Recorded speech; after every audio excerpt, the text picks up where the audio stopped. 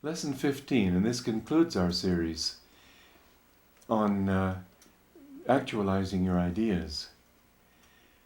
It's a very important point to keep in mind that no matter how hard you try, no matter how you try to manipulate events to bring you to success, we're dealing with a universe that's very large.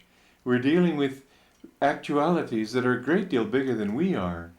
And there's only so far we can go with our own energy before we find that we're suddenly coming in touch with other flows of energies, other people's ideas, other people's ambitions, other people who have beaten us to the door of the opportunity that we were hoping to make our own.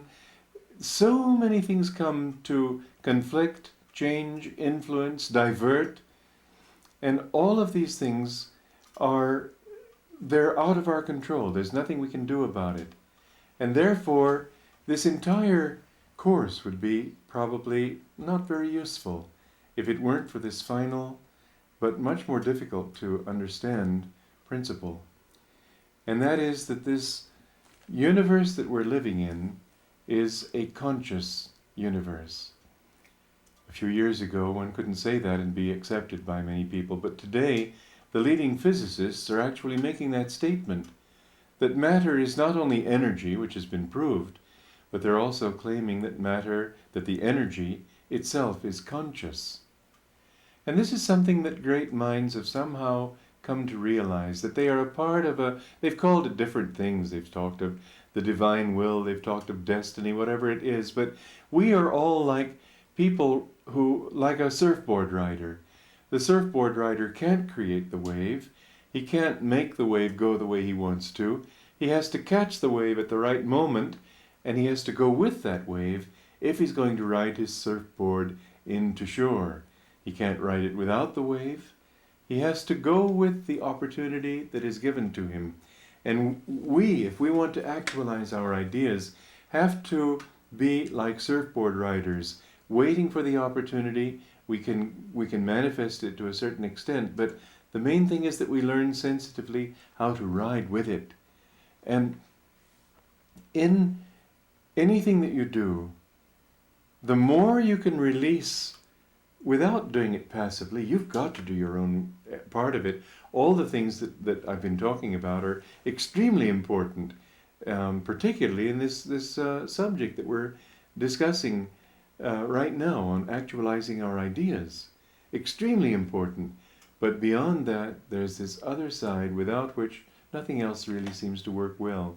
And yet, if we're in tune with that, somehow everything seems to go as a flow. We don't make it happen, but if we, instead of hanging on to these things and therefore separating our little idea from a greater reality, if we can learn to offer it up into that infinite flow of energy and consciousness, offer it up to God if you wish, offer it up into the infinite if you wish, however you wish to define it, but offer it up in a relaxed way so that you're flowing in harmony with a greater and conscious reality. Believe me or believe me not, what I'm really asking you to do is try it and experiment, because you won't be able to doubt your experience. I'm saying try it out. Suspend your disbelief if you find it difficult. Suspend it and give it a try. You'll find that if you can do your best, but then not only not be attached to the results, but relinquish those results, relinquish them into this infinite consciousness, and you'll find that somehow life will conspire to take care of things for you, and out of the blue, opportunities will come. People will come to you and say, let me give you an example. It's a wonderful example. Here in our community, we wanted to build our publications building. And I had something that came to my mind that required sort of a curved roof. It was something that the idea was to symbolize the bird taking off. And it was a very unusual concept, and the carpenters couldn't figure out how to build that curved roof. Well, they proceeded with faith, leaving the results in God's hands, in the hands of the infinite, whatever. They just said, well, we'll do the best we can right now, and what will happen will take place in its own time. But the day came when they couldn't go any further unless they knew how to build that roof. And so they sat down and prayed. And then they got up. They didn't seem to have any answer to their prayer. They'd done all the studying they could to find out how to do it, still didn't know how to do it. They got up and started to pick up their tools to walk off the job because they'd gone as far as they could when a car drove up. Now this is a true story. A car drove up, a man got out. He said, "I was told to come up here and see if you needed my help." And he said, "Well, we're just leaving the job. We don't need any help right now. But who are you? Where have you come from? What do you do?" He said, "Well, I live 500 miles away. But today I felt the inspiration to come up here. I don't know why. I'd heard about this place. I'd wanted to come for some time, but today I felt I had to come." And they said, "Well, what do you do? Why, what can you offer?" He said, "Well, I'm a builder." And they said, "Well, we've asked a lot of builders, but we've found no one who knows. Anyway, here's our problem." And they presented it to him. And he smiled. He said, "You know, in all of California, I'm probably the only one who's had the opportunity to learn how to do this particular kind of instruction, of construction." And so we built that building. But we did our best, not knowing what else we could do, and left the results in the hands of the infinite. And that infinite came through. Now if that happened once, you'd think, what a great coincidence. But experiment. I've experimented. I've tried this. I don't believe in just blind belief, something that you close your eyes to and hope for. I've tried it. And I have seen it work again and again. One time years ago, I landed in the airport waiting for, I was expecting some people to meet me, but they didn't come. They were held up by traffic, and I didn't know what to do about it. Well, I had hoped in going there to meet an old friend of mine, but I didn't know where he lived. And so that's another part of the story. I was hoping somehow to get in touch with him, didn't know how. The other side of the story is that I didn't know where to go because I didn't have these friends to meet me. And later it turned out that all the hotels in the city were booked, completely filled.